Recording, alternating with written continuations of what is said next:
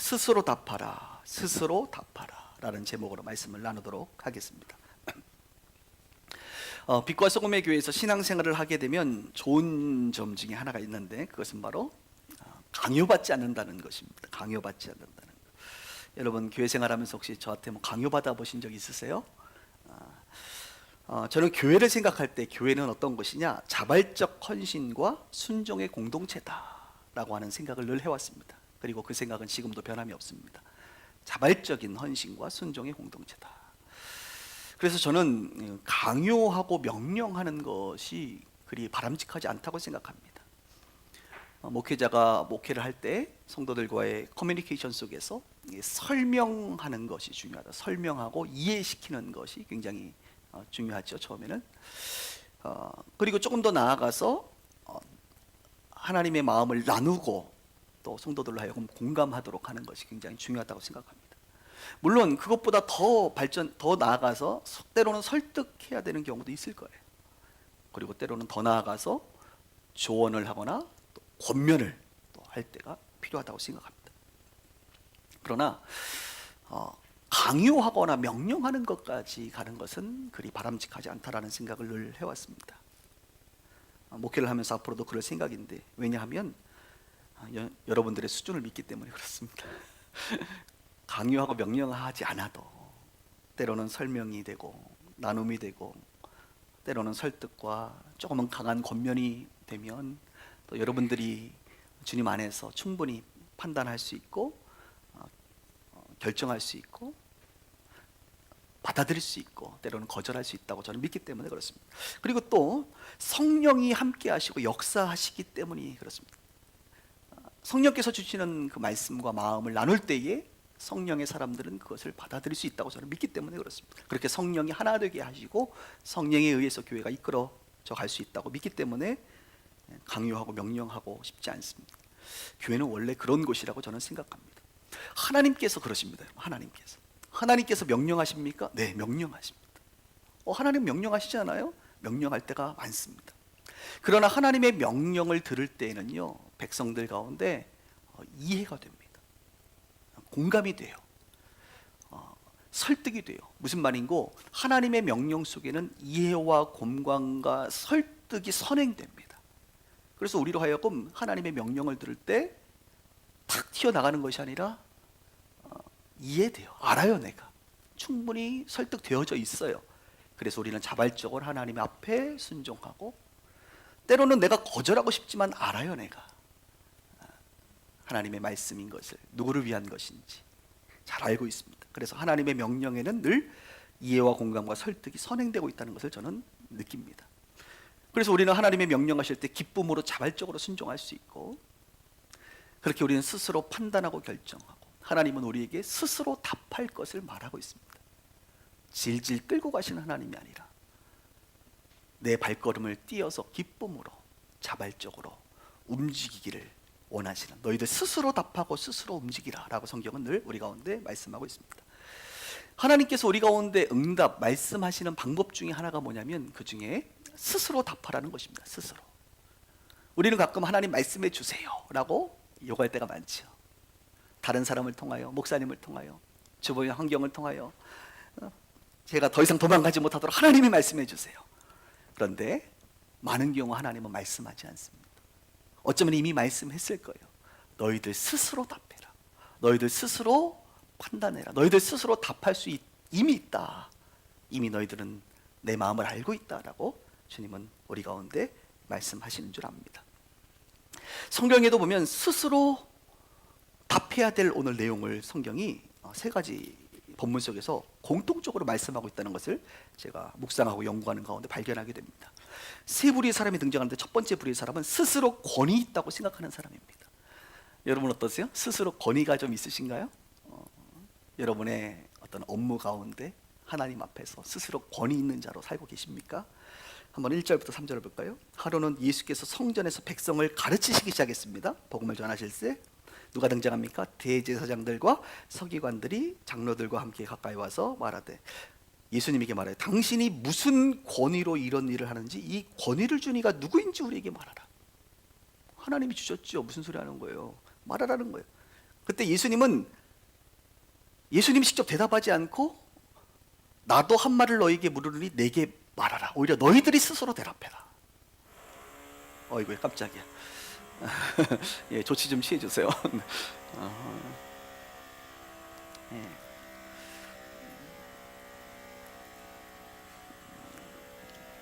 갑자기 페이스에 말려버렸어. 여기 보면 대제사장들과 서기관들과 장로들, 여러분 오늘의 집중이 더 필요합니다. 이 사람들이 누구냐면 스스로 권위 있다고 생각하는 사람들이. 스스로 권위 있다고. 나는 이런 권위를 가지고 있는데 도대체 너는 무슨 권위를 가지고 예수님에게 말하는 거야? 너는 무슨 권위로 가르치냐? 나로 말할 것 같으면 대제사장이 누구예요? 종교 지도자. 나는 권력을 가지고 있어 이 사람아. 나에게는 권력이라고 하는 권위가 있단 말이야. 서기관들이 누굽니까? 레위 지파 출신의 전문 율법 학자들이에요. 나는 전문성을 가리키고 있어요. 가르치는 것에 대해서는 서기관인 내가 가르쳐야지. 당신이 무슨 권위로 가르쳐? 나에게는 전문성이 있단 말이야. 장로들은 누굽니까? 어른들이에요. 나이 많은 사람들이에요. 이미 권위를 가지고 있는 분들이란 말이에요. 젊은 30살밖에 안 된 친구가 지금 무슨 권위로 가르치고 있느냐? 그러니까 오늘 본문에 등장한 사람들은 스스로 권위 있다고 생각하는 사람들입니다. 당신이 무슨 권위로 예수에게 이런 일을 하는지, 이 권위를 준 이가 누구냐라고 묻고 있는 거예요. 우리에게 말하라. 우리에게 말하라. 우리에게 말하라고 얘기하지만 예수님은 거꾸로 말합니다. 너희들이 내게 말해라. 스스로 대답해봐라 라고 말하고 있죠. 스스로 답하라. 권위를 준 자? 그래, 내가 그 질문을 듣고 나서 너희에게 다시 질문할 테니 너희 스스로 말해봐라 이것입니다. 그러면서 4절 이하에 보면 그 유명한 요한의 세례 준 이야기를 예수님께서 꺼내십니다. 요한이 나에게 세례를 줬는데 이 요한의 세례가 하늘로부터 온 것이냐 사람으로부터 온 것이냐라고 예수님이 도리어 질문을 해요. 그럴 때 사람들이 이 세 그룹, 스스로 권위 있다고 하는 사람들이 고민이 됩니다. 왜냐하면 하늘로부터 왔다라고 말하면 어떤 일이 벌어집니까? 하늘로부터 요한의 세례가 왔다면 요한이 뭐라고 얘기했습니까? 예수님을 볼 때 하나님의 어린 양이라고 말했잖아요. 메시아라고 말했잖아요. 자기는 주의 길을 예비하는 수준의 사람이라고 말했잖아요. 그러니까 하늘로부터 왔다라고 하면 예수님은 대답 안 하고 너희들 스스로 대답한 것처럼 나는 하늘로부터 온 권위를 가지고 지금 가르치고 있다라고 말하는 것이죠. 반대로 땅에서부터 사람에게서부터 왔다라고 말하면 어떤 일이 벌어집니까? 성경에 보니까 백성이 세례 요한을 선지자로 다 인정하고 있거든요. 공식적인 선지자 아닙니까? 그 선지자를 부정하는 격이 되는 것이죠. 그 선지자인 세례 요한이 예수님을 향하여 하나님의 아들 메시아, 하나님의 어린 양, 그리스도로 얘기했다는 것을 부정하게 되는 세례 요한을 부정하는 그렇죠? 그래서 백성들로 하여금 돌에 맞을 것을 염려하는 이러지도 못하고 저러지도 못하고 그래서 그들은 어떻게 대답합니까? 어디서부터인지 나는 알지 못하겠노라. 대답을 회피합니다. 그랬더니 예수님께서 그러면 너희들이 스스로 대답하지 않으니까 나도 대답 안 할래. 나도 무슨 권위로 이런 일을 하는지 너희에게 이르지 아니하리라. 여러분, 그들은 스스로 대답하지 않았지만 스스로 대답했습니다. 뭐라고요? 하나님의 아들이신 것을 알기 때문에 그 권위를 이미 그들 대답하지 못함으로 대답한 거예요. 권위를 인정하고 있다는 것입니다. 예수님도 예수님의 입술로 말하지 않을 뿐이지. 예수님이요 정답을 말할 수 있어요. 그런 질문 앞에 내 권위가 어디서 왔는지 하늘로부터 왔다, 하나님께로 왔다 스스로 대답할 수 있었는데 예수님은 답하지 않겠다는 겁니다. 예수님의 권위가 하늘로부터 옴을 그들이 스스로 지금 답하고 있다는 거예요. 그들은 알 수 있다는 겁니다. 그래서 예수님은 늘 우리 가운데 모든 것을 대답해 주지 않고 너희 스스로 대답해라. 권위? 스스로 권위 있다고 생각하는 너희들 나에게 지금 권위를 물어보고 있어? 이 권위가 어디서 오는지 너희들 스스로 대답할 수 있을 것이다. 저는 이 권위에 대해서 굉장히 중요하다고 생각합니다. 그리고 권위에 대해서 우리가 개념 정리를 잘 해야 된다고 생각합니다. 이 권위가요 두 가지 개념이 있어요. 세상적 권위의 개념이 있고요, 성경적 권위의 개념이 있습니다. 우리는 너무나도 세상 속에서 살아가기 때문에 세상적 권위에 묶여 살아갑니다. 그래서 때로는 교회라고 하는 이 공동체, 성경적 공동체 안에서도 세상적 권위의 기준을 가지고 자꾸 교회를 이끌어가고 운영한다는 거예요. 세상적 권위의 기준은 무엇입니까? 오늘 대제사장처럼 권력이에요. 권력. 그 사람의 위치가 권위를 상징합니다. 그 사람의 포지션, 그 사람에게 있는 힘, 그 사람에게 있는 돈, 그것이 세상에서는 권위를 부여한단 말이에요. 그리고 세상에서는 전문성, 이 서기관들처럼 학위죠, 학위. 예? 얼마나 더 많이 공부했느냐, 그 분야의 전문적 학위를 가지고 있느냐, 예? 자격증, 라이센스, 그 다음에 얼마나 오랫동안 경력을 가지고 있느냐, 이런 전문성이 사람에게 권위를 입혀준단 말입니다. 그 다음 또 뭐가 있어요? 나이. 이 나이는 정말 동양인들, 특별히 대한민국 사람에게는 엄청난 권위를 부여해줍니다.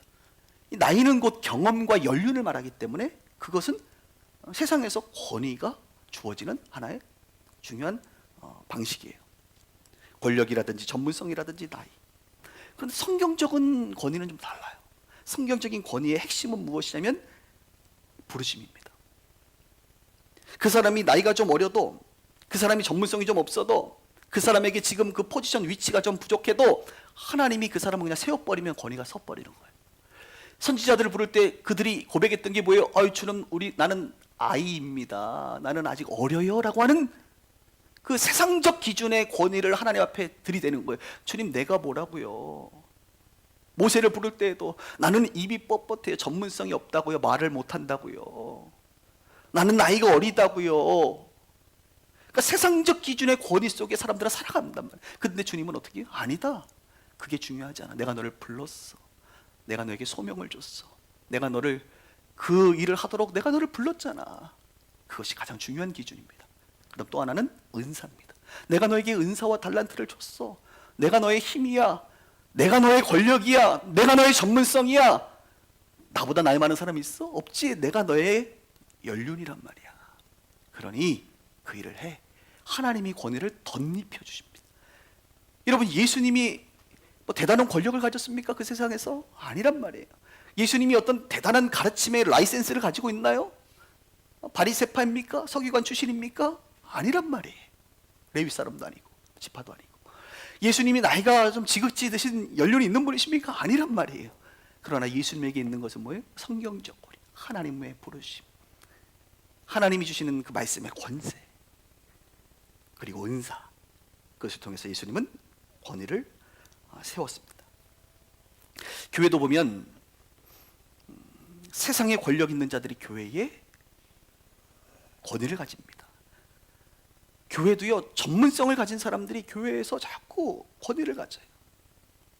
교회도 보면 젊은이들은 완전히 다 무시돼요. 한국 교회는 다 그냥 나이 드신 분들이 다 교회를 장악해버려요. 그것이 권위로 교회에서 작동된단 말입니다. 아니에요. 교회는요, 하나님께서 그 사람들을 부르신 거예요. 각자의 역할에 따라 그곳으로 부르셔서 은사와 달란트를 통하여 그 일을 맡기는 것이지 다른 것이 아니에요. 세상적 권위의 기준이 교회에 적용돼서는 곤란합니다. 그래서 성경은 은사대로 봉사하는 것이다, 사랑으로 봉사하는 것이다, 성령으로 봉사하는 것이다 라고 말하지, 나이로 봉사하는 것이다, 전문성으로 봉사하는 것이다, 어떤 뭐 돈이 많고 힘이 있는 사람들이 봉사하는 것이다 라고 말하지 않아요. 철저하게 세상적 권위를 성경은 부정하는 듯합니다. 물론 하나님의 그 성경적 권위가 세상적 기준 안에서 검증되고 확인될 필요는 있어요. 나중에 보면 마치 예수님이 세례 요한에게 여러분 세례 안 받았다 그래서 메시아가 아닙니까? 아니에요. 그러나 하나님은 의도적으로 예수님을 이 땅에 보내실 때에 세례 요한이라고 하는, 지금으로 이야기하면 학위를 줄 수 있는, 그죠? 라이센스를 발급할 수 있는 사람 아닙니까? 검증된 선지자를 통하여 이분은 메시아야 라고 검증해 주셨어요. 하나님은 그렇게 질서 있게 일하십니다. 바울 같은 경우도 마찬가지. 교회 공동체를 통하여 사도로 인정을 받습니다. 시간이 좀 필요합니다만, 근데 바울도 처음엔 그렇지 않았어요. 바울이 보면 사도행전 1장에 보면 마띠아, 이제 가룟 유다가 자살하고 나서 12명, 12번째 사도를 다시 뽑을 때, 마띠아를 뽑을 때 기준이 뭐였냐면, 사도의 기준은 우리와 함께 다녔던 사람 중에 하나여야 된다. 그러니까 예수님과 함께 그 당시에 다녔던 사람 중에 한 명이에요. 그러니까 예수를 눈으로 본 사람이라는 거죠. 그리고 부활하심을 증언해야 된다 그랬어요. 예수의 부활을 증언할 수 있는 사람이 사도의 기준이다. 그런데 사도행전 9장에 보면 바울이 다메섹을 가다가 누구를 만납니까? 예수를 만나요. 바울도 예수를 봤어요. 물론 살아있는 동안에 예수님을 본 것은 아닙니다. 다메섹 도상에서 부활하신 예수님 영으로 봤어요. 그리고 부활의 주님을 증언했습니다. 사도 바울도. 그래서 사도 바울은 서신서에서 자기를 소개할 때 뭐라고 얘기합니까? 하나님의 뜻으로 말미암아 그리스도 예수의 사도가 된 바울이라고 얘기합니다. 여러분, 바울을 사도라고 말할 수 있나요? 초대교회 사도들이 바울을 인정할 수 있겠습니까? 너희는 예수님 당시 우리랑 같이 안 다녔잖아. 무슨 소리 하는 거야? 다메섹에서 예수님 만났다고 그걸 어떻게 우리가 확인할 수 있는데, 우리는 당신을 사도로 못 받아들인다는 게 첫 번째 그 분위기였어요. 그러나 바나바라고 하는 하나님의 사람을 통하여 바울이 위로를 받게 되고 공동체 안에서 설득이 되어져서 결국은 사도로 인정함을 받게 되는 그 바나바의 역할이 있었습니다. 그래서 바울은요, 성경 곳곳에 보면 자신이 쓴 그 서신서에 보면 자기의 사도직에 대해서 굉장히 많이 변호하는 것을 봅니다. 아이, 뭐 그렇게까지 변호를 안 해도 지금 우리는 다 인정하는데, 그러나 그 당시에는 자기의 사도권을 인정하지 않는 거예요. 심지어는 고린도 교회를 자기가 개척하고 세웠음에도 불구하고 그 주변의 사람들이 왔다 갔다 하면서 그 바울 그거 사도 아니야, 바울 사도를 인정하지 못해라고 자신이 개척한 교회에서까지 사도직에 대해서 논란이 있었습니다. 그래서 바울은 좀 유치하지만 자기의 사도직을 막 변호하기 시작해요. 한번 들어보실래요? 갈라디아서 1장 1절에 보니까 사람에게서 난 것도 아니요 사람으로 말미암은 것도 아니요 오직 예수 그리스도와 그를 죽은 자 가운데서 살리신 하나님 아버지로 말미암아 사도가 된 나 바울은. 굉장히 거창하지요? 사람에게서도 아니다, 사람에게 말미암은 것도 아니다, 오직 그리스도 하나님으로부터 난 사도가 됐다. 또 갈라디아서 2장 8절에 보면 베드로에게 역사하사 그를 할례자의 사도로 삼으시니가, 유대인의 사도죠. 또한 내게 역사하사 나를 이방인의 사도로 삼으셨다. 누가 물어봤어요? 데살로니가전서 2장 7절에 이렇게 말합니다. 우리는 그리스도의 사도로서 마땅히 권위를 주장할 수 있으나 도리어 너희 가운데 유순한 자가 되어 유모가 자기 자녀를 기름과 같이 하였다. 더 많이 사도에 대한 주장을 할 수 있어요. 권위를 주장할 수 있어요. 그러나 더 이상 안 하겠다라고 짧게 마무리를 합니다. 이 외에도 사도권에 대한 변호의 내용은 성경에 굉장히 많이 바울에게 나타납니다. 제가 설교가 시간이 길어지니까 다 읽지 않았습니다. 바울에게 있는 권위는 무엇이었습니까? 예수님을 따라다녔던 그 흔적 없어요.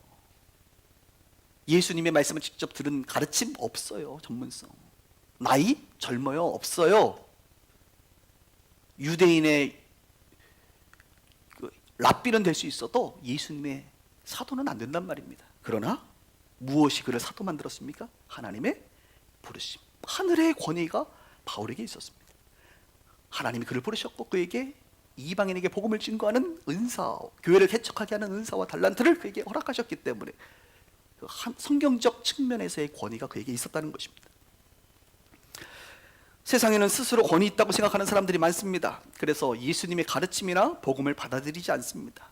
그들 마음의 내면에는 성경의 가르침에 대해서 내 지식으로 봤을 때, 내 지혜로 봤을 때는 이것은 받아들일 수 없어 라고 판단하고 생각합니다. 주변에 예수 믿지 않고 복음을 받아들이지 않는 사람들에게 저는 좀 묻고 싶어요. 당신보다 똑똑하고 지혜 있는 사람들 중에 예수를 믿고 만난 사람들이 얼마나 주변에 많은지, 그 사람들이 거짓말하거나 사기치는 것은 아닐 텐데, 도대체 예수를 만났다, 예수를 내가 보았다, 예수를 내가 경험하고 있다, 그분과 동행하고 있다, 이런 말들에 대해서 다 거짓말로 생각하는 건가요? 그들은 정말 양심 있는, 지식 있는 사람이라고 한다면, 내 주변에 내가 직장 안에서 가족들 사이에서 너무나도 정상적으로 잘 살아가고 있는 사람들의 그 이야기가 거짓이 아니라고 하는 사실을 알 텐데, 그렇다고 한다면 혹 내가 생각하고 있는 그 지식이, 기독교에 대한, 복음에 대한 지식이 조금 내가 모르는 부분이 있을 수 있겠구나라고 하는 좀 겸손한 태도로 성경의 권위와 예수님의 권위를 좀 받아들일 마음은 없는지, 이런 생각을 제가 좀 해보게 돼요. 여러분에게 예수님은 어떤 분이십니까? 지금 예수님은 여러분에게 어떤 권위를 갖고 계신가요? 정말로 예수님은 여러분의 구원자가 맞습니까? 여러분 스스로 대답하시라는 거예요. 복음은, 이 구원이라고 하는 것은 강압적으로 주입하는 게 아닙니다. 가끔 교회에서는 쇠뇌시킨다고 말하는데 쇠뇌시키지 않아요. 복음은 세뇌시킨다고 구원되는 게 구원을 받는 게 아닙니다. 하나님의 이 복음의 말씀을 듣고 스스로 믿는 거예요. 스스로 영접하는 거예요. 스스로 예수가 그리스도이십니다, 구원자이십니다 라고 스스로 고백하는 거예요. 성경은 철저하게 우리에게 스스로 답하라고 말합니다. 너희의 구원은 스스로 답하라. 내가 누구인지 스스로 답하라. 내가 정말 메시아인지 너희가 듣고 생각해보고 기도해보고 스스로 답하라. 우리 가운데 스스로 답할 것을 말하고 있어요. 최근 여러분에게 하나님께서 맡기신 일이 있으신가요? 그러면 우리는 이사야나 모세처럼 똑같이 또 반응할 거예요. 세상적 권위를 생각한단 말이죠. 주님, 나에게는 힘이 없어요. 권력이 없다고요. 내가 그것을 어떻게 합니까? 주님, 나는 전문가가 아닌데 왜 나한테 이런 걸 맡깁니까? 주님, 나는 나이도 많고 나이도 어린데 어떻게 내가 이거를 하란 말입니까? 라고 하나님 앞에 우리는 늘 안 된다고 말해요. 그러나 주님은 우리 가운데 그 기준 말고, 그 권위 말고 성경적인 권위, 내가 너를 불렀어, 내가 너에게 은사와 달란트를 줄 거야, 내가 너에게 돕는 자를 붙여줄 거야, 그러니 그 일을 한번 해보지 않겠냐라고 물어보고 있단 말입니다. 그리고 우리는 그 예수님의 부르심 앞에 스스로 답해야 합니다. 스스로 답해야 합니다. 오늘 스스로 권위 있다는 자들을 통하여 우리 주님은 다시 한번 스스로 답하라라고 말하고 있습니다. 두 번째는요, 오늘 본문에 보면 스스로 주인이라 생각하는 사람들이 있습니다. 스스로 권위 있다고 생각하는 사람들도 있지만 자기의 삶의 주인이 나다라고 생각하는 사람도 꽤나 많습니다. 우리가 본문을 읽진 않았지만 오늘 이 이야기가 나오고 나서 예수님이 그 유명한 포도원 농부 비유를 또 하나 하십니다. 포도원 농부 비유 9절부터 있는데요, 제가 설명해 드릴게요. 한 사람이 등장합니다. 한 사람이 포도원을 만들었어요. 그리고 농부들에게 세를 주고 이제 타국으로 떠났습니다. 그리고 여러분, 그 농부에게 세를 줬다는 건 뭐예요? 자장농이 아니라 소장농을 시킨 거죠. 소장농 하는 사람들은 임대비를 내거나 월세를 내거나 아니면 그 소출의 일부를 당연히 땅을 무상으로 빌려준 사람, 땅을 빌려준 사람에게 보내야 되는 게, 바치는 게 맞는 거죠. 그래서 이제 그 주인이 자기는 오지 않고 종을 보내가지고 이제 소출을 좀 대가를, 월세를 받으려고 보냈습니다. 그랬더니 그 농부들이 자기 게 아니잖아요. 그럼 줘야 되는데 어떡하냐? 이 종을 때리고 보냅니다. 그래서 주인이 이제 화가 나서 다른 종을 또 보냈네요. 그랬더니 그 다른 종들을 보고 또 상하게 하고 내쫓아 버립니다. 이 주인이 너무 황당한 거예요. 그래서 종을 말고 그냥 내 사랑하는 아들을 내가 보내리라. 아들을 보내면 그들이 내 아들이니까 존대하지 않겠느냐, 이렇게 생각을 하고 보냈어요. 근데 어떻게 됩니까? 오히려 농부들이 이렇게 생각합니다. 상속자가 왔으니 상속자를 죽이고 그 유산을 우리의 것으로 만들자. 만들어지나요? 명의가 넘어갈까요?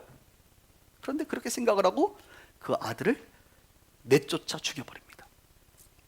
그리고 나서 그 사건이 일어나고 나서 주인이 어떻게 하겠느냐? 어떻게 하겠어요? 와서 농부들을 진멸하고 포도원을 다른 사람에게 주리라. 이렇게 비유를 하나 드십니다. 여러분, 이 비유의 내용은 바로 주인은 누굴 얘기하죠? 한 사람, 하나님을 얘기하시고, 그 사랑하는 아들은 누굽니까? 예수님을 말하는 거예요. 그리고 종들은 누굽니까? 바로 선지자들을, 그동안 구약에 보낸 수많은 선지자들을 말해요. 농부들은 하나님의 백성들이죠. 하나님이 창조한 세계, 이것이 포도원이거든요. 하나님이 창조한 세계 속에서 일하고 먹고 누리고, 그러나 주인이 있다는 것을 인식하고 소출을 드리라는 거예요. 그런데 그들은 결국 선지자도 죽이고 예수님도 죽여버린다. 하나님이 하나님의 것을 누구의 것으로? 자기의 것으로 생각하고, 종인데 자기의 것으로 생각한다는 거예요. 이런 비유인 것이죠. 세상의 사람들은, 그리고 일부 그리스도인들은 여전히 스스로 주인이라 생각하는 것 같습니다. 말은 하나님이 주인이라고 말하지만 그들의 실상을 보면 여전히 스스로가 주인이라는 생각을 가지고 있어요. 자신의 존재 인식에 두 가지 장벽이 있는데요. 무슨 말인고? 인간이 살아가면서 자기 자신을 알아가는, 그리고 두 가지를 뛰어넘어야 될 장벽이 있습니다. 첫 번째 장벽은 뭐냐? 내가 주인이라는 거예요. 오늘 여기 앉아 계신 분들은 첫 번째 장벽을 뛰어넘은 줄 저는 믿습니다. 그러나 아직도 세상에는요, 대부분의 사람들은 자신이 죄인이라고 생각하지 않습니다. 의인으로 생각하며 살아가는 분들이 많습니다. 자기 존재 인식의 첫 번째 장벽인 이 죄인인 것을 뛰어넘는 게 굉장히 어려워요.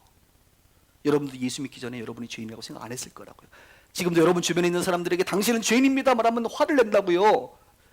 이 첫 번째 죄인이라고 하는 자기 인식을 뛰어넘는 게 어려워요.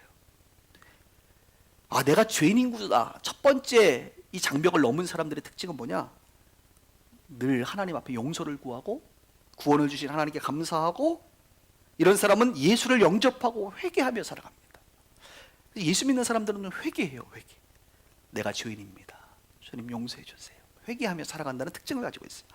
그 다음 두 번째 장벽은 있는데, 장벽이 뭐냐면 그것은 청지기라고 하는 장벽. 청지기. 죄인인 것은 알겠는데 여전히 내 삶의 주인은 나야. 이 장벽 넘기가 굉장히 어렵습니다. 자기가 자기 삶의 주인이라고요. 여전히 예수를 믿어도. 우리는 내가 주인이 아니라 누가 주인입니까? 하나님이 주인이에요. 우리는 그분의 청지기, 선한 청지기가 되어야 된다고요. 청지기는 뭐예요? 종이에요. 종. 내 것이 아니라고요. 근데 이 두 번째 청지기라고 하는 자기 인식의 장벽을 넘는 게 매우 어렵습니다. 이 장벽을 넘은 사람들은 인식합니다. 내 삶의 주인은 하나님이시고 나는 종입니다. 주님, 나는 종입니다. 종인이 주님의 말씀을 듣겠습니다. 종인이 주님의 말씀 앞에 순종하겠습니다라고 하는 태도를 가지고 살아갑니다. 이런 사람들의 특징은 순종과 드림이에요. 드림. 소출의 일부를 드리는 거야. 이것은 원래 주님께서 나에게 허락한 것이고 주님이 주신 것이고, 그래서 나는 드릴 수밖에 없습니다. 너무나도 당연한 것이 되는 게 이 청직이라는 삶이에요. 이 두 가지의 장벽을 넘는 게 굉장히 어렵습니다. 그래서 저는 늘 이렇게 목회를 하면서 성도들에게 첫 번째 장벽, 정말 죄인인 것을 인정하며 예수 그리스도를 구원자로 고백하고 살아가고 있느냐가 굉장히 중요한 기준이고, 또 하나는 우리 성도들이 정말 청지기, 종으로서의 삶을 살고 있느냐를 체크하는 거예요. 여러분의 삶의 모습을 보면 그게 보이거든요. 오늘 성경 놀이 가운데 스스로 답하라는 것입니다. 스스로. 여러분은 죄인이십니까?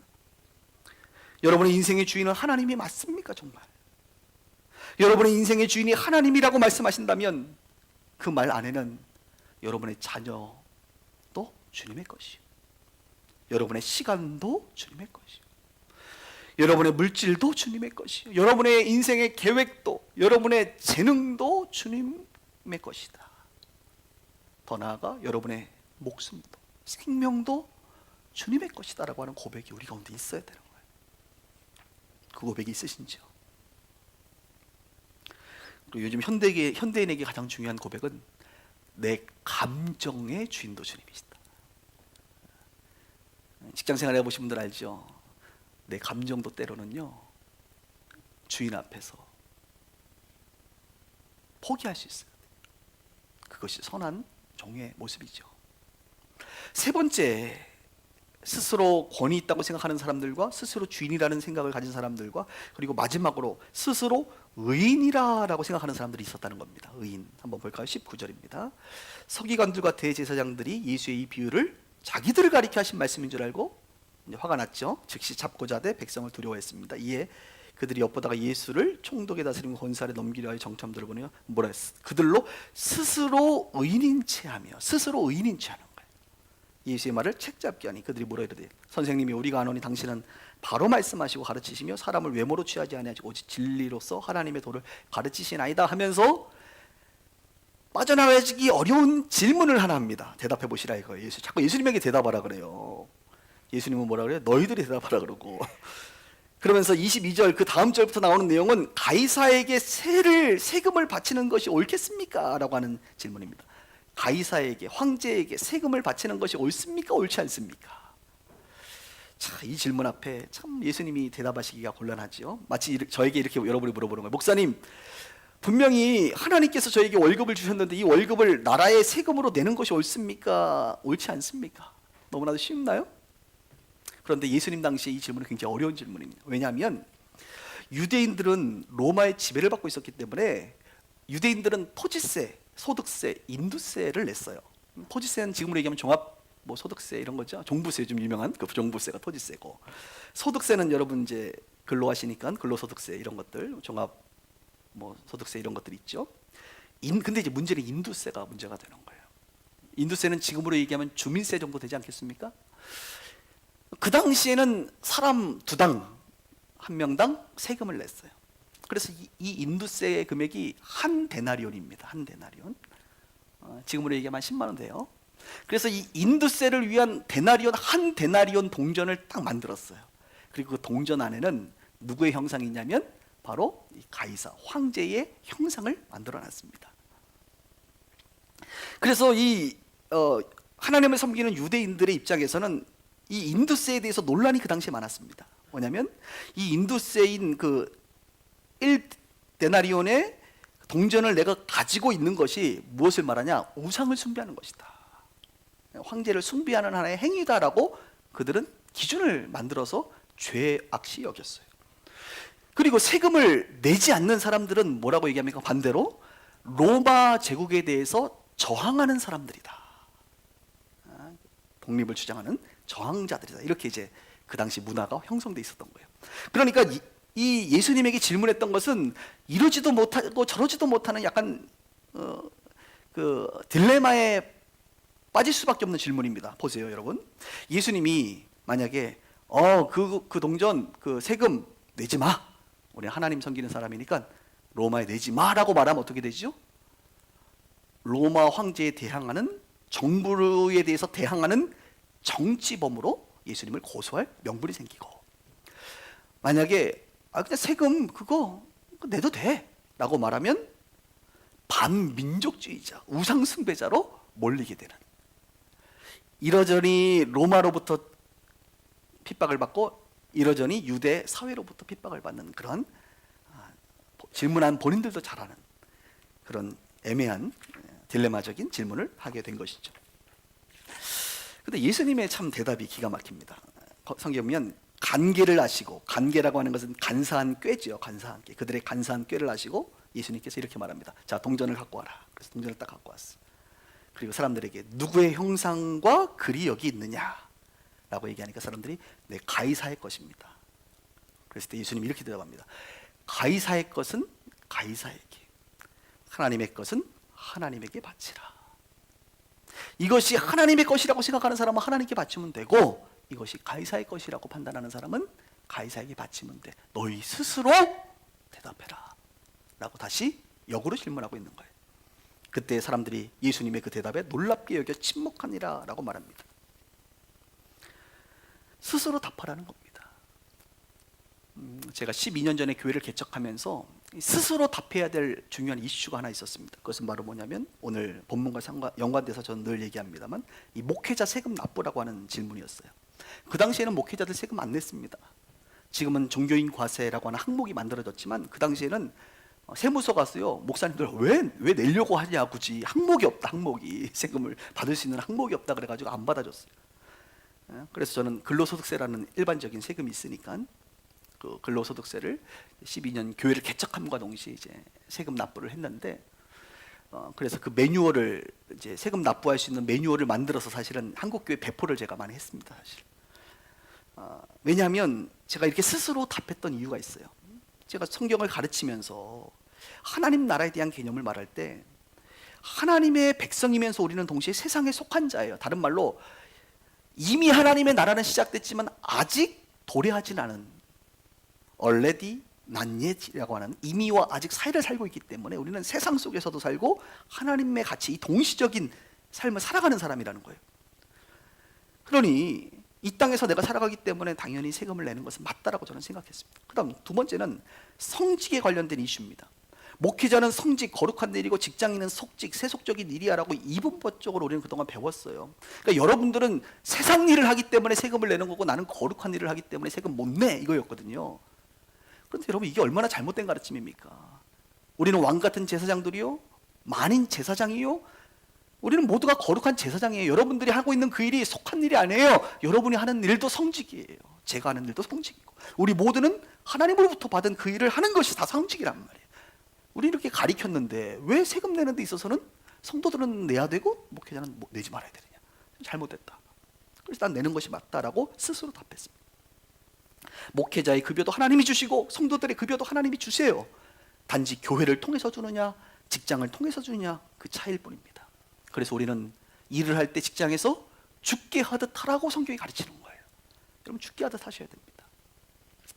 다행히도 대한민국 정부가 저는 굉장히 반가웠어요. 목회자 세금을 납부하도록 항목을 만들어줬습니다. 종교인 과세라 그래서.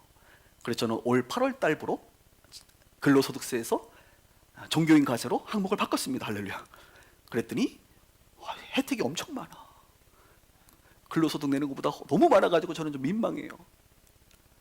국민연금 안 내도 된다 부터 시작해서 뭐 여러 가지 혜택이 있는 거예요. 난 내고 싶은데. 그래서 국민연금을 못 내고 있습니다, 여러분. 그냥 개인적으로 내야 될 것 같아요.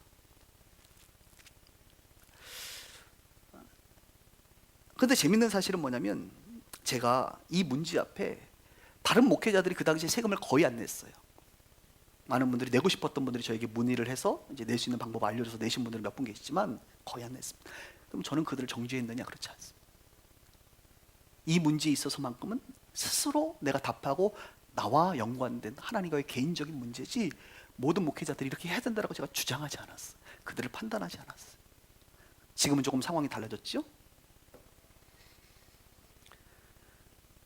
우리는 나만 스스로 의인인 척할 때가 많다는 거예요.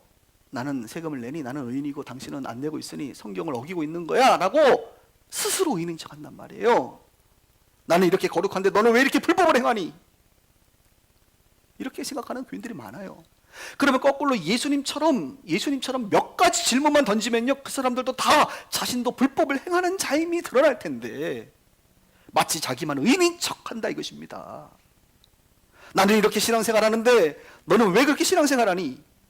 나는 너보다 더 우월해 하고 판단하고 의인인 척한단 말이에요. 몇 가지만 질문하면 더 추악한 사람인 것이 분명 드러날 텐데 말이죠. 그래서 판단하지 말라는 거예요. 이런 이슈가 있을 때마다 우리는 스스로 답해야 된다는 겁니다. 답했다고 한다면 그렇게 행하며 살면 되는 거예요. 정죄하지 마세요. 나는 하는데 너는 왜 하지 않니? 정죄하지 마세요. 아직 믿음이 부족해서 안 할 수 있습니다. 아직 몰라서 못할 수 있습니다. 교회생활, 직장생활 가운데 윤리 도덕적인 문제, 헌신의 문제 앞에 스스로 답하도록 하세요. 왜 여러분 강요하세요? 말씀을 정리합니다. 오늘 성경은 스스로 자신을 높였던 자들이 많이 있습니다. 권위 문제를 가지고, 세상적 권위를 가지고 성경적 권위를 무시하는 거예요. 스스로 주인인 척한 사람들이 많아요. 주인 행세를 하지요. 실제는 종들인데 주인 행세를 한다 이겁니다. 스스로 의인인 척합니다. 자신만 스스로 의인인 척해요. 실제는 다 죄인이면서. 지금도 앞으로도 이런 사람들은 계속 있을 것입니다. 중요한 건 여러분들이 어떤 부류의 사람이 될 것이냐는 문제예요. 하나님은 우리에게 늘 스스로 답하라라고 말씀하십니다. 여러분에게 주어진 주님의 말씀에 스스로 답하십시오. 여러분들이 주님께 질문하는 그 질문에 대해서 주님은 스스로 답하라고 말합니다. 스스로 답할 수 있다는 거예요. 그 정답을 여러분은 알고 있다는 거예요. 여러분들이 주님 앞에 최근에 기도하고 있는 많은 것들이 있을 줄 압니다만 주님은 오늘 이렇게 응답하십니다. 그 질문 앞에 너희 스스로 답하라. 너희들은 스스로 답할 수 있다. 너희들은 이미 정답을 알고 있다. 이렇게 말씀하시는 줄 압니다. 기도하겠습니다. 하나님,